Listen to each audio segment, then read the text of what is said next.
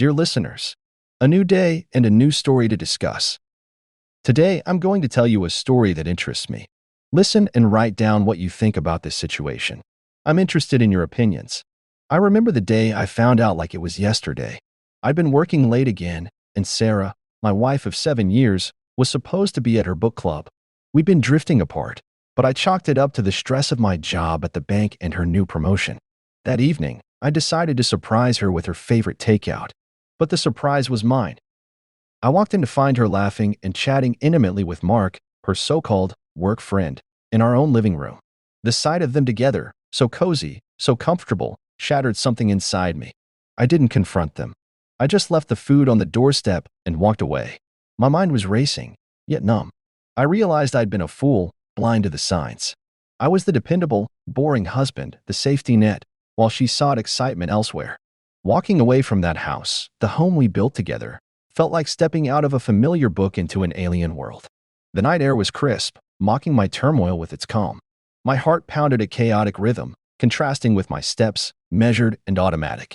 Where was I going? I didn't know. In the shock of the moment, my brain replayed the scene over and over.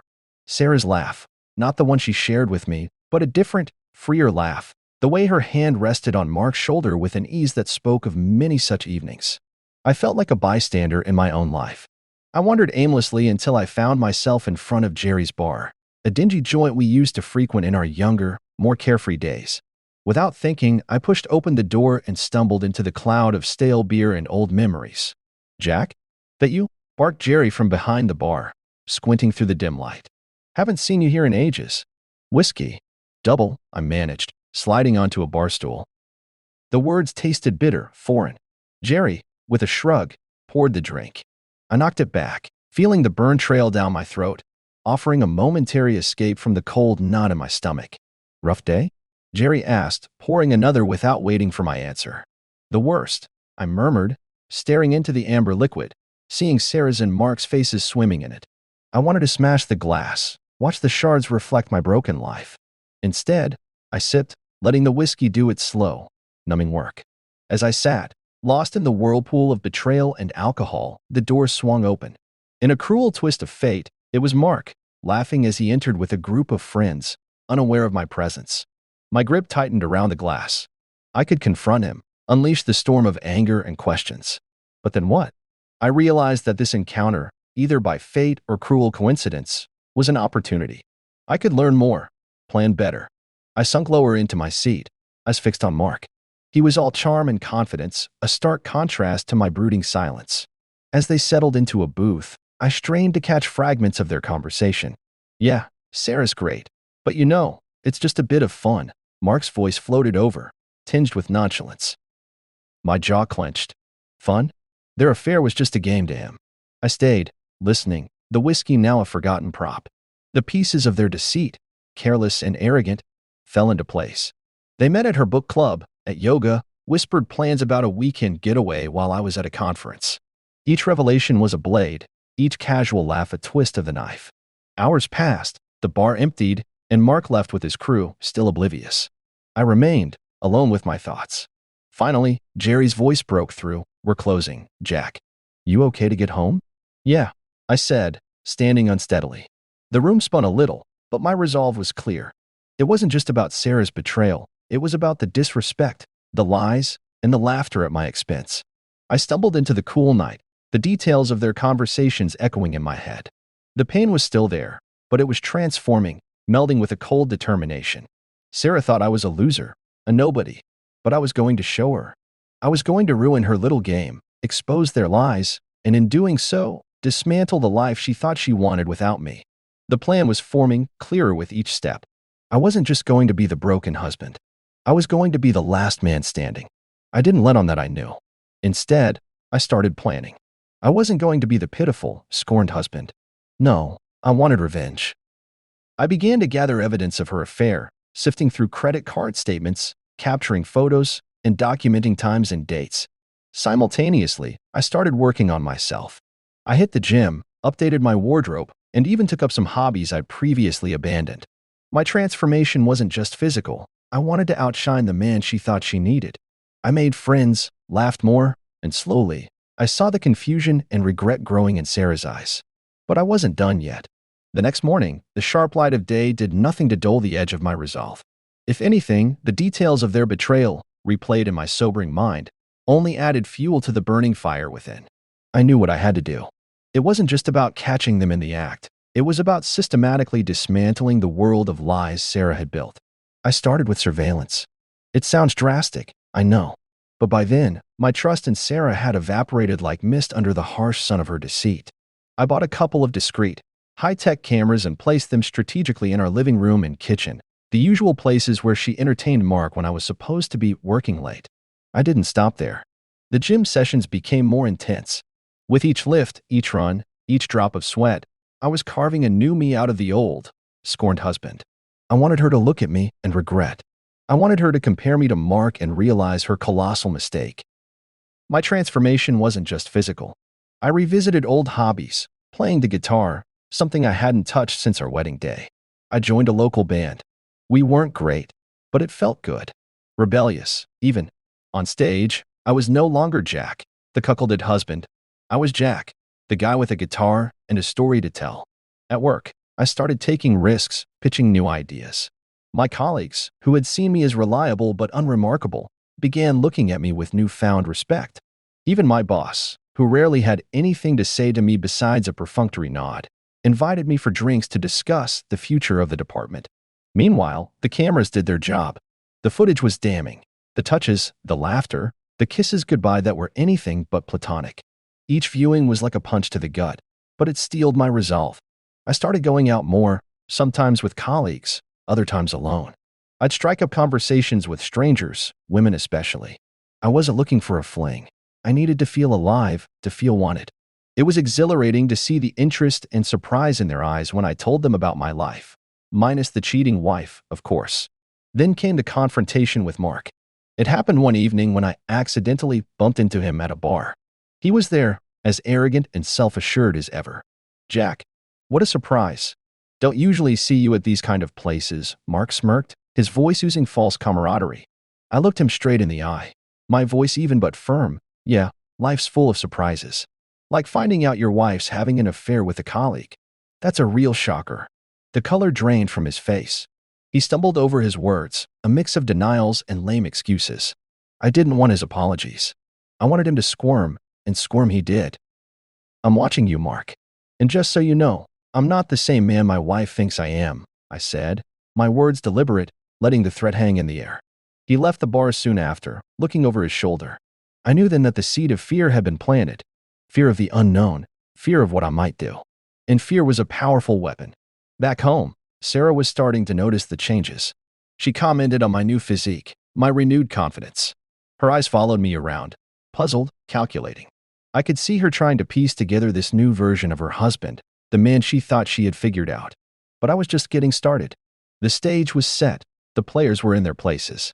It was time to bring the curtain down on Sarah's charade. It was time for her to learn that the man she called a loser was about to be the architect of her downfall. Finally, armed with enough evidence, I confronted her. The look of shock and guilt on her face was almost satisfying. She cried, begged for forgiveness, and promised to end things with Mark. But her pleas fell on deaf ears. I was no longer the man who craved her validation. I didn't yell or break things. Instead, I calmly explained that I knew everything and had been preparing for this moment. I told her about the evidence and my visit to a lawyer. The house, half of which I owned, would have to be sold. I wanted a divorce. The confrontation with Sarah was something straight out of a high-stakes drama. I'd rehearsed it in my mind 1,000 times, each scenario more satisfying than the last. But reality has a way of derailing even the most meticulously laid plans. It was late evening when I finally decided to pull the trigger. Sarah was in the kitchen, humming a tune, probably thinking about Mark. The irony of that moment wasn't lost on me. There I was, about to turn her world upside down, and she was in blissful ignorance, surrounded by the life I had helped build. I walked into the kitchen, my heart hammering in my chest, the printouts of the pictures and credit card statements hidden in my jacket. Her smile faltered as she saw my expression. "Jack, what's wrong?" Her voice had a tremor of concern, perhaps the first genuine emotion she'd shown towards me in months. "Sit down, Sarah. We need to talk." My voice was steady, belying the storm of emotions inside. As she sat, I pulled out the photos and documents, laying them out on the table like a dealer lays out cards. The color drained from her face as she realized what they were. Jack, I can explain. She started, her voice a mix of fear and desperation. Save it, I cut her off, the bitterness in my voice sharper than I intended. I know about you and Mark. I know about the lies, the sneaking around. I've known for a while. The room was thick with tension, each second stretching out painfully. Sarah's eyes were wide, her usual composed self now a mess of frayed nerves. Jack, please. I'm so sorry. It was a mistake, a stupid mistake.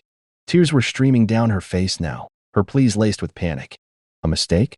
I scoffed. You call months of lying and cheating a mistake? I'm not some puppet you can play with, Sarah. I'm not the loser you thought you could trample over.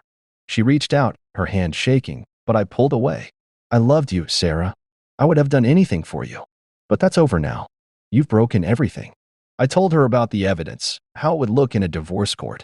Her affair wasn't just going to cost her our marriage, but her reputation and comfort. Divorce? She whispered, the words slicing through her sobs. Yes, divorce. It's over, Sarah. My voice was cold, detached. The love and warmth I once felt for her were gone, replaced by a hollow emptiness. Jack, please, let's talk about this. We can go to counseling. We can try to— No, Sarah. You made your choice. Now you live with it. I left her there, sobbing at the table, amidst the wreckage of her deceit. Walking away, I felt a twinge of something. Not regret, but maybe the remnant of what used to be love. It was quickly swallowed by a wave of relief. The truth was out. The mask had fallen. It was time to rebuild, but this time for myself. The confrontation was supposed to bring closure, but as I walked away from the kitchen, from Sarah, from the life I once knew, I realized that this was just the beginning. There was no turning back now. The next steps were crucial, and I needed to be ready for whatever came next. The battle lines were drawn, and I was in uncharted territory. But one thing was clear. I wasn't the same man anymore. The game had changed, and so had I. The divorce proceedings were brutal. Sarah tried to play the victim, but the evidence I had was damning. The judge was sympathetic to my side, especially considering her infidelity. I ended up with a favorable settlement, much to her dismay. Her life unraveled quickly after that. Mark, the guy she cheated with, bailed on her once things got tough. Her friends, many of whom I'd reached out to during my transformation, viewed her differently. They had always thought of me as the uninteresting, background husband, but now they saw a man who rose from the ashes, strong and dignified. The fallout of the confrontation with Sarah was like a shockwave that rippled through every aspect of my life. The next few days were a blur of legal consultations, hushed phone calls, and late nights at the office. Sarah tried to call me several times, her messages oscillating between pleading and anger, but I didn't respond. I had nothing left to say to her. Word got out about our impending divorce. Mutual friends began choosing sides, most of them surprised at the split. They didn't know the full story, and I intended to keep it that way. Let them wonder. My focus was elsewhere. At work, I threw myself into my projects with a fervor that didn't go unnoticed. My boss, Mr. Henderson, called me into his office one afternoon, his usually stern face softened with concern. Jack, you've been putting in some stellar work lately, but are you okay? He asked, peering at me over his glasses. I nodded, trying to muster a smile. Just dealing with some personal issues, Mr. Henderson. It won't affect my work. He nodded, seemingly satisfied with my answer. Well, keep up the good work. And if you need anything, my door's always open. That night, as I sat alone in my now too quiet apartment, I realized how much my life had changed. I was no longer part of a we. It was just me, and the silence was deafening. But then, the unexpected happened. In the middle of this chaos, I received a call from an old college friend, Mike. Jack, heard about your rough patch. How about a drink? My treat, he offered, his voice a welcome break from the solitude. I agreed, and we met at a local pub. Mike had always been the kind to find humor in everything, and that night was no different. We talked about college, reminisced about old times, and for a moment, I could forget the mess that was my life. Then, amidst the clinking of glasses and Mike's laughter, my phone buzzed. It was a text from a number I didn't recognize. Curious, I checked it. You don't know me, but I think we should talk. About Sarah and Mark. A friend. Chills ran down my spine. Who was this, and what did they know? I showed Mike the text. Probably some prank, he shrugged. But the seed of curiosity was planted. I texted back, setting up a meeting. The friend turned out to be a woman named Lisa, who claimed to be Mark's ex-girlfriend. We met at a coffee shop, the air heavy with the aroma of espresso and intrigue. "Mark's not who he pretends to be," Lisa began, her eyes dark with a mix of anger and sadness. "He uses people, discards them when he's done. I was one of them." She went on to describe a pattern of behavior that fit the Mark I had come to know: charming, manipulative, a predator in sheep's clothing. "But why are you telling me this?" I asked, skepticism lacing my voice. "Because I don't want him to ruin anyone else's life. And I think you should know the truth." Her story was a complex web of lies, deception, and pain. And the worst part? She had evidence. Texts, emails, pictures, a damning dossier of Mark's duplicity. Armed with this new information, a plan began to form in my mind. Sarah's betrayal was one thing, but Mark, he was the puppet master. It was time he got a taste of his own medicine. The next few weeks were a blur of planning, strategizing, and setting the trap. Lisa was surprisingly helpful, providing insights into Mark's habits and schedule. The day of reckoning arrived. I knew Mark often stayed late at the office, so that's where I confronted him. The look on his face when he saw me in his office doorway was worth all the pain he had caused. "Jack, what the hell are you doing here?" he stammered, standing up so quickly his chair clattered to the floor. "Time to pay the piper, Mark," I said, my voice steady. I laid out the evidence Lisa had given me, watching as his face went from shock to fear. This is insane. "You can't prove any of this," he blustered, but his voice lacked conviction. "Oh, but I can, and I will, unless you do exactly as I say." Mark's eyes darted around, like a trapped animal looking for an escape. But there was none. He was caught, and he knew it. I laid out my demands: resignation from the job, a public apology for personal reasons, and most importantly, staying away from Sarah. I wanted him to disappear from our lives like a bad dream fading at dawn. Mark agreed, the defiance gone from his eyes, replaced by a hollow resignation. As I walked away from his office, a part of me felt like I should have been more vindictive, more punishing. But another part, perhaps the part still clinging to some semblance of decency, was just relieved it was over. I went home that night feeling a strange mix of victory and emptiness. I had taken down the man who helped ruin my marriage, but at what cost? My marriage was still over, my heart still broken. But as I lay in bed, staring at the ceiling, I realized something. This wasn't just about revenge or punishment. It was about taking back control of my life, about not being a victim. I had fought back, in my own way, and that had to count for something. The fallout was far from over. There were still legal battles to fight, emotional wounds to heal, and a life to rebuild. But for the first time in a long time, I felt like I was on the right path. The path to a new beginning, whatever that might look like. I didn't expect the satisfaction of revenge to wear off so quickly, leaving a hollow victory. I realized that I had focused so much on making her suffer that I hadn't considered what would come after. However, I took this as an opportunity to rebuild myself. I traveled, pursued new interests, and even started dating again. I found happiness not in revenge, but in rediscovering myself. As for Sarah, our paths crossed occasionally. She seemed smaller, sadder.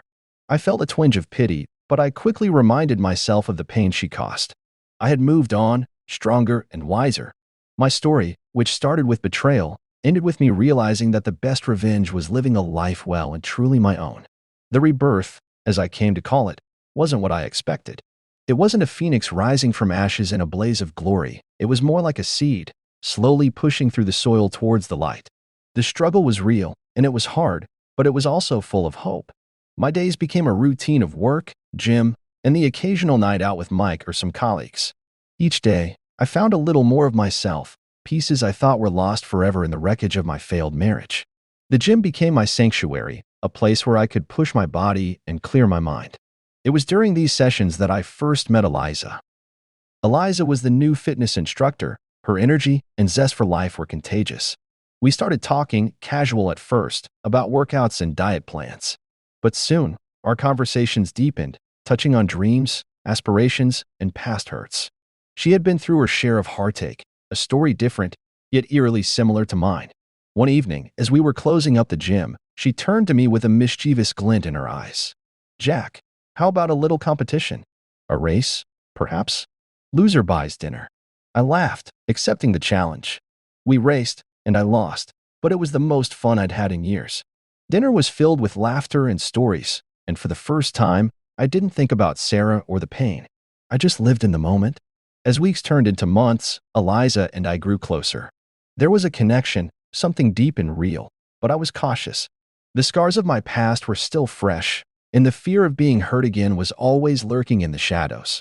One night, as Eliza and I walked along the riverbank, the city lights reflecting in the water, she stopped and looked at me, her eyes searching mine. "Jack, there's something I need to tell you," she began, her voice hesitant.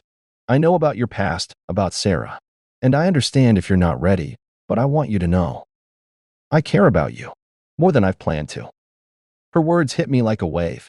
I realized then that I cared about her too, more than I had admitted to myself. But was I ready to take that leap again? "Eliza, I care about you too, but I'm scared. I don't want to go through that pain again," I admitted, my voice barely above a whisper. "I know," she replied, taking my hand. "And I can't promise that it'll be easy, but I can promise to be there, with you, every step of the way."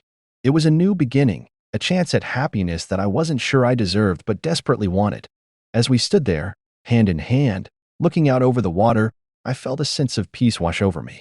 The journey wasn't over. There were still challenges, still moments of doubt and fear. But for the first time in a long time, I felt hopeful. The pain of the past would always be a part of me, but it didn't define me. I was moving forward, one step at a time, into a new life, a new beginning.